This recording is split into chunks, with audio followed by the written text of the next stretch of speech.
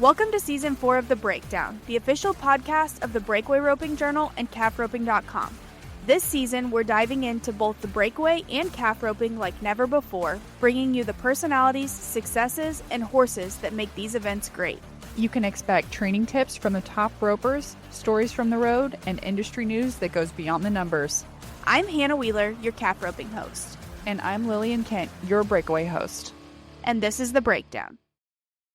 Well, hello everyone, and welcome back to another episode of the Breakaway Breakdown. This is your host, Lillian Kent, and I know it's been a little bit since I've seen you guys, but I come to you bearing amazing episodes, this one coming from the Kimes $1 Million Breakaway. Now, first off, I chat with Josie Connor and Hali Williams, the two high money winners from Kimes. They both earned $115,000, and then we dive into a chat with Maddy Deerman Jacobs, who secured the average with an astounding time of 23.58 seconds on 10 head. Now, all of these interviews happened, right there on the floor of the arena there at Kimes. It's not a longer sit-down interview. It's very much an event style, on-the-fly type interview. You might hear some background noise. On Maddy's interview, I actually walked with her back to her trailer, so you might hear some of that. But it's just kind of fun to get a real-life feel for what event coverage looks like for us here at the Breakaway Roping Journal. Before we jump in, I need to say thank you to today's episode sponsor, Fastback Ropes. The Fastback Edge and the Fastback Athena are the choice of pro rodeo breakaway ropers from across the nation, one of them being Shelby Bosley-Medjid, who we will see rock Cowtown Coliseum at the NFBR later today using her Fastback Edge. All right, guys, it's time to rope. Let's go.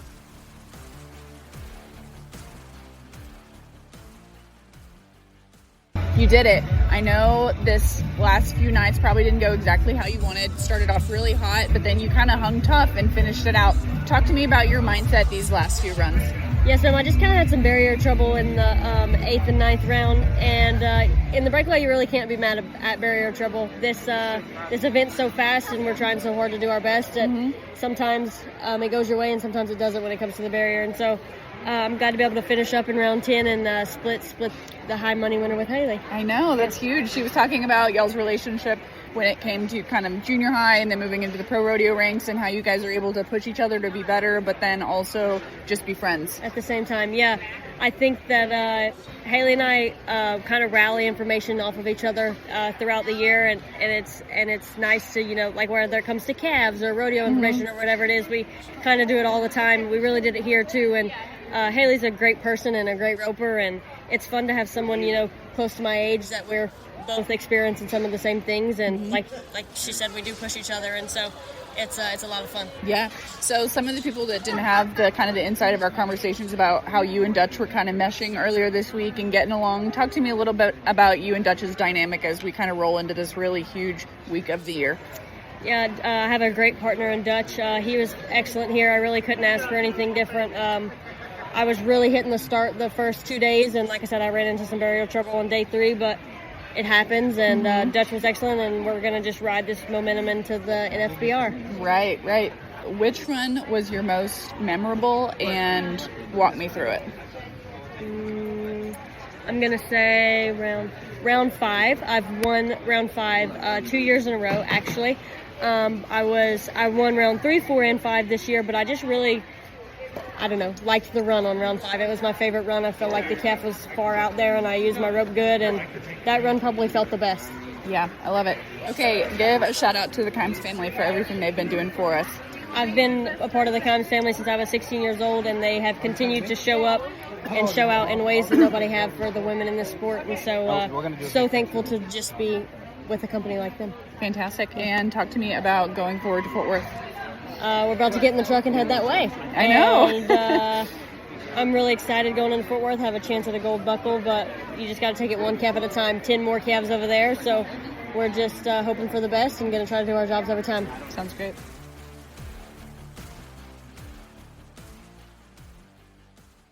Very exciting. Came back, repeated. You really kind of built momentum as this event went. Talk to me a little bit about that. I started off pretty rusty. I think having been dormant for the last 2 months from roping, I kind of was second guessing my ability on my roping and my reach jump the barrier and try to get so close to the barrier instead of using my ability. So I kind of had to hone that in. I was really disappointed last night when we got done, and I just wasn't really impressed with my performance overall. My horse was working great. I can't knock him for anything. He was tried and true soldier the whole week, and I kind of had to remind myself that the reason I got here is because my reaching ability and his amazing performance. And so I kind of had to hone into that skill. And I was out there doing the dummy drills with my speed trainer, and I told Mom, I was like, me and him just have to get back in sync. I've got to get ahead of him, do what I did all year and what I channeled last year. And so I feel like it's really cool. Me and Josie were in the back when we were figuring out if we got tied, and we had 2 girls that broke barriers that I thought were going to make it where she won it. And we look at them, we were like, are you okay being co-champions? Because, like, I think it's awesome, that we both won so much money. Yeah. And I don't want it to just be off a tiebreaker. Like, we tied on the most money. I think that's awesome. And being able to share it with her, she is an absolute beast, and I love competing against her. She, you want to compete against someone that you cheer for, too. And you want to be rooting them on to beat you, but you're going to try to beat them even harder. And that's kind of the competitors we are, and I'm super grateful to call her a friend. Yeah. Okay, I was going to ask, talk to me a little bit about your relationship with Josie. Yeah, it started out junior high. She whipped my butt everywhere we went. Every time I show up, she'd be there, and I'm like, all right, so I try to take second. And she was the average queen. Like, growing up, she won everything. And so being able to stand up here next to her on the stage is awesome. And now, we compete going round for round. And so, going into pro rodeo, that was kind of more my game than hers. And she has just come untrained on us this past 2 years. Yep. So it's really cool getting to see how we both keep evolving. And I'm excited to see what the next 10 years give us. Okay, talk to me about your most memorable round here tonight. Probably the last one. Okay. I knew that calf was slow and going to check up. And that's kind of, me and Red Light's nemesis is we don't like slow ones. Oh, okay. I don't like them. I think it's really hard to ask him to be so free and consistent all the time and then ask him to cheat me. And I have to get so far ahead of him on one of those calves. And he read the game plan outstanding. I can't ask any more for him. But probably just the growth I've had on that run, because I messed up on a couple last year on those kind that checked up, and coming across the line, I broke the barrier on those. So coming back, being second, and third in the rounds today were awesome. I won 3 seconds and 1 third, and I won reserve a lot in the rounds. I did not get a go-round champ this year, but I'm so excited to be co-champion. Yeah, you did it. You stuck it out and were consistent, and you've done it, and now going into NFBR, you've got a lot going for you momentum-wise. I do. I'm really excited. I'm kind of wishy-washy on what horse I'm going to start with. I'm probably going to let Red Light have the first run, but I am going to break in calves on my 2 other horses and kind of feel how they like that arena.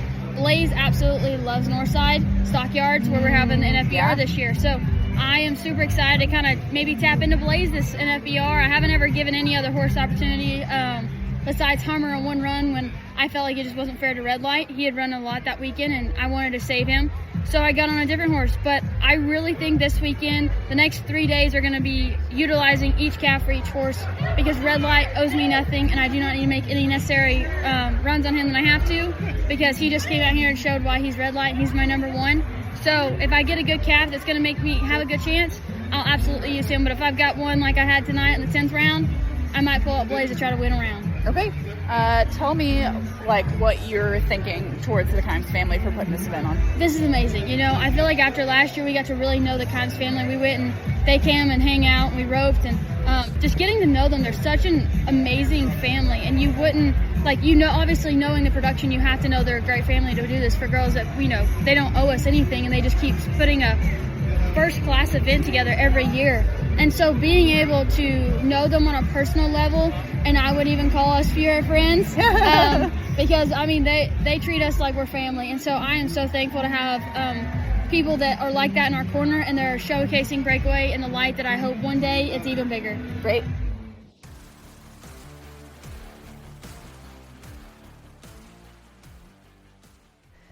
Hey guys, this episode is brought to you by Fastback Ropes. Fastback was created in 1995 with a single mission in mind, to build the best rope on the market, and that will always be their number 1 goal. They believe it's important to build the best rope possible and provide the best customer service in the business. And they have 2 ropes we think you breakaway ropers are going to like. There's the Edge, which is what Shelby Bosley Medjid uses. It's a 4-strand calf rope made of texturized poly, which gives it a tough and durable finish to help you outlast the competition. The second rope is actually exclusively a breakaway rope. It is pink with a purple core and is called the Athena. Besides looking awesome, the core provides enhanced tip weight and durability. You can expect the Athena to give a snappy finish and close. Be sure to check out fastbackropes.com for more information and to order your fastback ropes today.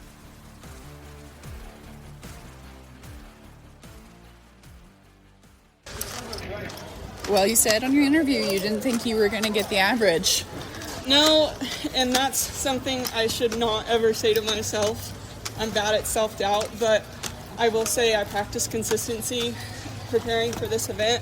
I just wanted to take my first good shot and wanted to be semi-fast while doing it. And the cards just played out where that it won me the average. And so I guess I'll kick myself in the butt for ever doubting myself. I know, you've gotten this far for a reason. Yeah. And then I remember when I asked you that first night how nervous you were, you did say you were pretty nervous, more than some of the other girls. Yes, I was one of the only girls that was nervous. I mean, I've done harder things for sure than rope a calf, but still when you get to an event that's this big and has this much on the line and you can win so much at it, it's hard for me not to be nervous. But I feel for me, after I roped my first calf, then it disappears. I wasn't too nervous after I roped my first one and got it out the way. Talk about how Whopper worked for you these last few nights. Whopper was really short on the 10th one. I had to get it all out of him.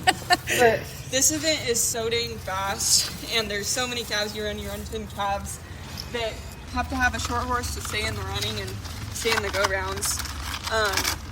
But you also have to keep them free so that they will still run for you on the 10th calf. It's a fun little balancing act. Yeah, a fun little balance. So he was great. He was just short enough to keep me in the rounds, but he stayed solid with me all 10 runs. Let's just keep carrying stuff. Where's Garrett? We need Garrett to come. He took all the really heavy stuff to the trailer and statue in the battle. Yes. We're multitasking. By the way, did you hear about my deal with Garrett? Mm-mm. So he told me on the way up here that he would come out of retirement and rodeo with me this summer again if I won the average. Nuh-uh. And so, of course, the motivation was in the money and the prizes, but also my husband getting to rodeo with me again because we had so much fun together. You're coming out of retirement? That's the rumor. Tell me how this win stacks up versus some of the others that you've had previously. Thank you. Because, I mean, I see you're wearing your NFR Open buckle. Yeah. No, this is for sure top of the list. Like how we were talking earlier, and I was doubting myself for the average. This is by far, like, to rope 10 head clean without a barrier and all under 2.8 seconds. That's I think it came out to like 2.3, which is just crazy. the average. Yeah. The average time. Yeah, it's just crazy to me. This is by far my number one win on my list. That's awesome. So talk to me about kind of your mindset going forward to Fort Worth, but even beyond, looking forward to those winter rodeos. Well, to be honest, I practiced and prepared 4 times because I don't have a chance at the world title. I was just trying to get the most I could out of times. And so I feel like now that I've achieved my goal here, then it's just going to be smooth rolling at the NFBR. I didn't have the best showcase there last year. I missed 5 of the calves.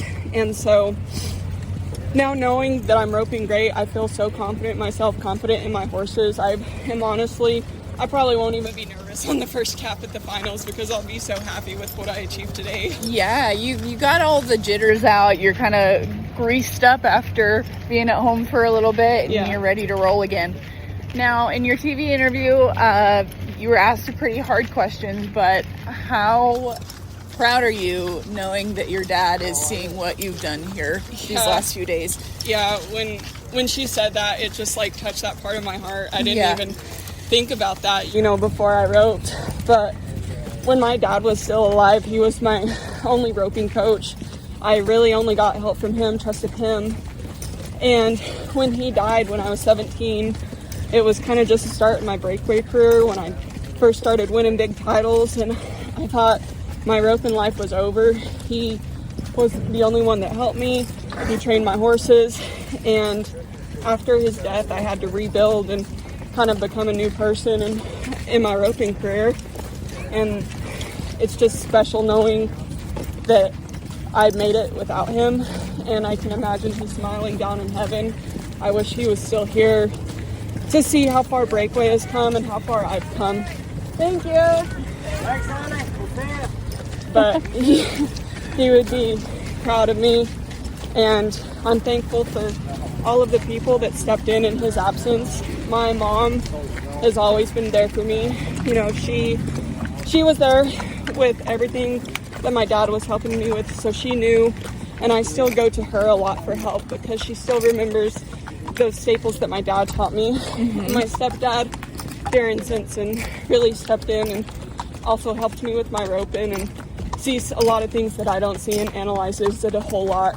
So, long story short, my dad would be proud of me, and I'm happy to think of what he's thinking of in heaven. Yes. Talk me through those emotions following that round 10 catch. I absolutely loved your reaction. Yeah. I'm usually not a person to celebrate during the run, but I let myself have this one. The biggest title I've won, winning that big title.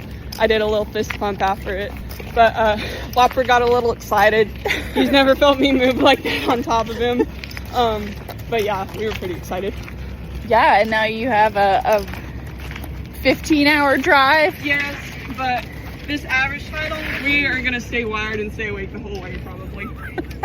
Well, I hope that it goes well. Congratulations. Thanks for letting me walk back out here with you. Thank you. I appreciate it.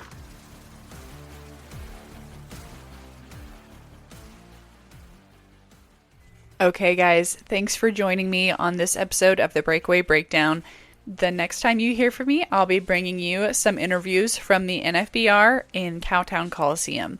Special thanks again to Fastback Ropes for sponsoring today's episode of the Breakdown Podcast.